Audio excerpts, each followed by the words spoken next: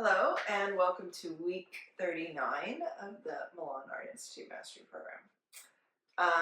This is, let's see, we've got 3 more weeks left in that sort of portfolio section where we're just working by ourselves.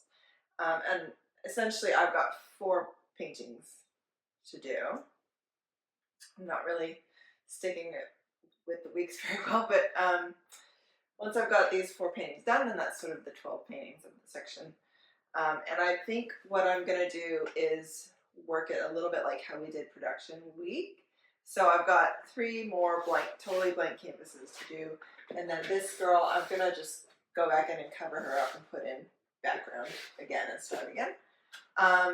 So I'll probably do all the backgrounds on all 4 of them this week. And then I'll grab 2 to finish this week. And then the other 2 I'll finish next week. So it seems like if I work on 3 paintings all at once, there's always one painting that's like a little bit shitty or is not as good as the other 2.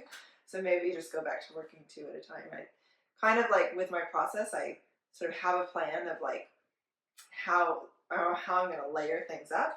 And if I work on too many different paintings, then I get confused about like which painting I was going to do what with. So just go back to working 2 at a time. Let's get started. Okay, so here I am putting in the background washes. It's just a lot of different sort of shades of purple and washes, and then I throw in some stencils and just keep layering things up until all the canvas is covered. And then this lady, I really hated how red her face was, so I've just gone back in with some cooler tones to sort of cover up her face and start again. And that's what you can see here. And these are my custom stencils, so I actually block off the figure using like a greaseproof paper, and then I can sort of spray in the stencils in the background and don't end up overspraying onto the figure. And then we just put in the washes, just like transparent darks at first, and then working on the details. So I still have 2 more paintings to do before I finish the portfolio section. I've done these paintings this week, and as I showed you earlier, I put in the background for about 3 or 4 paintings, and then just finished these 2 off this week. These were a little bit harder. I think I like working quite fast, and I like that rapid fire. So when I'm working large, I get a little bit more stressed out about like the details, and you know, it has to be really good because it's so big, and has to be really good when you get up close, and there's just a lot more to put into a larger painting. So these ones took a while. Ellie says, you know, you paint the future that you want. So I'm doing kind of a series of women with money and rich bitches and stuff like that. So we'll see how that goes. See if anyone wants that for their walls. What else? This week, so in the program, there was a pep talk with Ellie and Jake. And so they talked about Jake's story and showed some of his work. So they showed, he talked about how he likes to paint light, and that's kind of how he's pushing the envelope. So they showed some of his work from the mixed media voice section where he's starting to explore light, and then they showed some of his work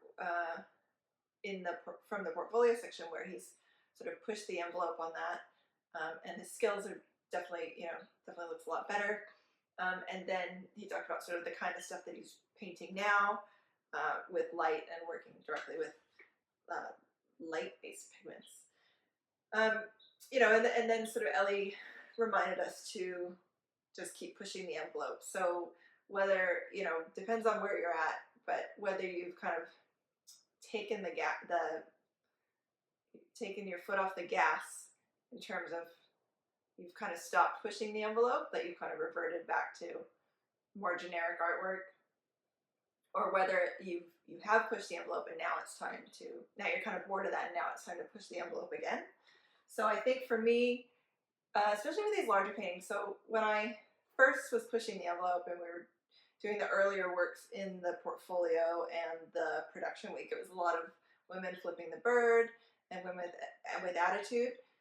So I would say that for these larger works, the attitude has kind of gone down a little bit. It's not as high attitude.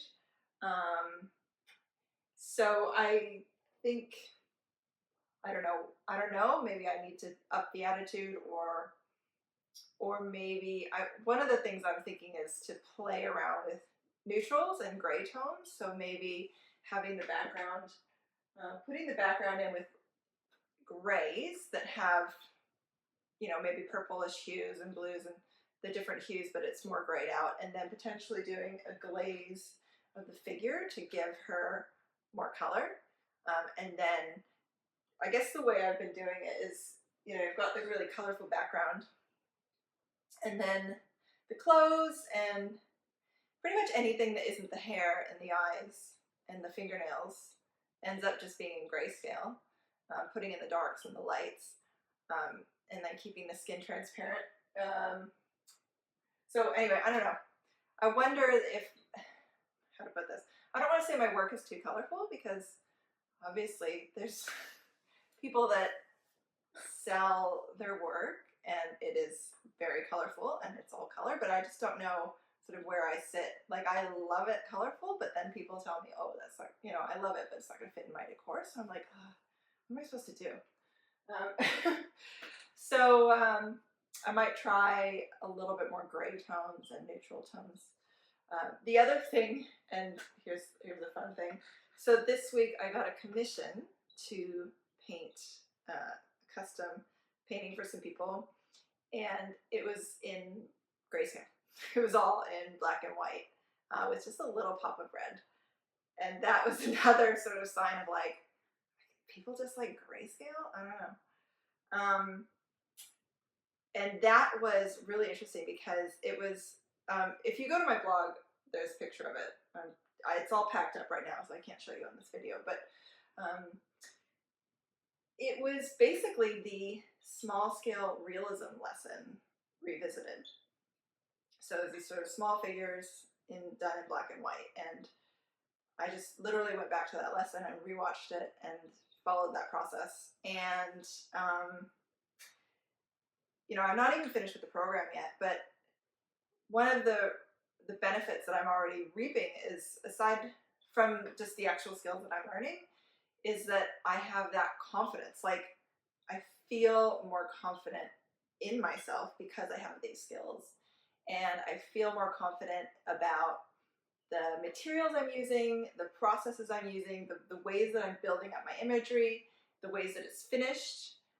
I just feel more confident that I'm doing everything sort of professionally and in a way that, is archival and it's going to last, and it's not just going to like fall apart all of a sudden when the buyer gets it home. So that and having that confidence, knowing that the skills are there and the materials are right and everything, enables me to have that confidence to charge appropriately for the work, given how much time and effort it takes. So that's kind of, I haven't finished the program yet, but that's already like a tangible result that I can see, just from doing this whole process. So that is this week. I've got 2 more paintings to do, and as I showed you, I did the backgrounds in some 2 large paintings, but the progress on those, it just feels really slow because it's such a big painting. So I might go back to doing a couple smaller paintings just to get this week over and done with, so I can move on with my life, and maybe try playing around with some grays and just seeing. Anyway, so I hope you enjoyed this week. If you want to see more, you can find out more on my blog. There's more pictures and stuff, and if you want to see more, see where this goes, you can follow me on YouTube or Instagram or whatever. I'm around. Okay, all right, until next week, bye.